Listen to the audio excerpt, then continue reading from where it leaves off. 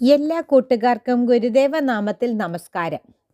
Shri Sippy പള്ളിപ്പുറത്തിൻ്റെ ഉണ്ണികൾക്ക് 108 Gurudeva കഥകൾ എന്ന ബാലസാഹിത്യ രചനയിൽ നിന്നും നർമ്മത്തിൻ്റെ നറുമുത്തുകൾ.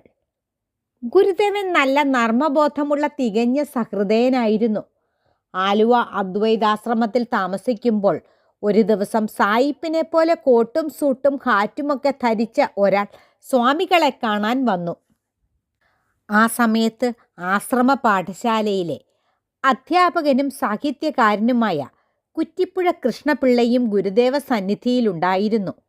അകലെ വെച്ചു തന്നെ തൊപ്പിയെടുത്ത് കക്ഷത്തിൽ വെച്ചിട്ട് ആഗതൻ കൈകൾ കൊപ്പി ഗുരുദേവനെ തൊഴുതു. വടക്കേ മലബാറിൽ നിന്നും വന്ന പൊങ്ങച്ചക്കാരനായ ഒരു നാടൻ സായിപ്പായിരുന്നു അയാൾ.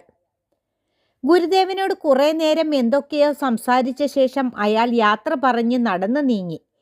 അപ്പോൾ കൃഷ്ണപിള്ള സാറിനെ നോക്കി ഗുരുദേവൻ നർമ്മരസത്തോടെ ചോദിച്ചു.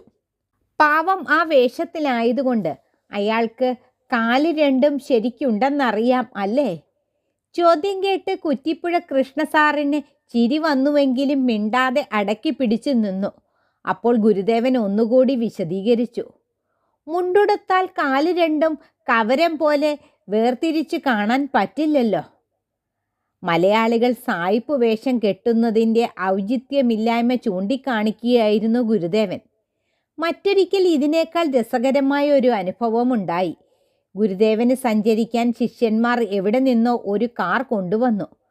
പക്ഷേ കാറിൽ യാത്ര ചെയ്യുന്നത് ഗുരുവിന് തീരെ ഇഷ്ടമായിരുന്നില്ല. അന്ന് എങ്ങോട്ടോ പോകാൻ ഒരുങ്ങി നിന്നപ്പോൾ ഡ്രൈവർ കാറ് കൊണ്ടുവന്ന് ഗുരുദേവൻ്റെ മുന്നിൽ നിർത്തി.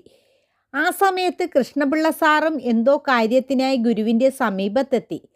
കാറിൻ്റെ ഒച്ചയും പുകയും ഒന്നും ഗുരുദേവന് തീരെ ഇഷ്ടമായില്ല. സ്വാമികൾ പറഞ്ഞു, അതാ നോക്കൂ, കണ്ടാലൊരു ജന്തുവിനെ പോലെ ഇരിക്കുന്നു അല്ലേ? ചീറ്റലും നാറ്റവുമൊക്കെയുണ്ട്. അത് നമുക്ക് പറ്റില്ല. അവന് കൊള്ളാം. ആർക്ക്?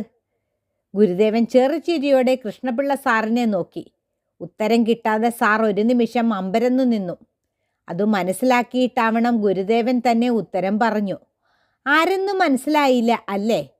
അന്ന് നമ്മെ കാണാൻ വന്ന ആ തൊപ്പിക്കാരൻ സായിപ്പിന്. അപ്പോഴാണ് ഗുരുദേവൻ സൂചിപ്പിച്ച അവൻ ആരാണെന്ന് കൃഷ്ണപിള്ള സാറിന് മനസ്സിലായത്. നന്ദി, നമസ്കാരം.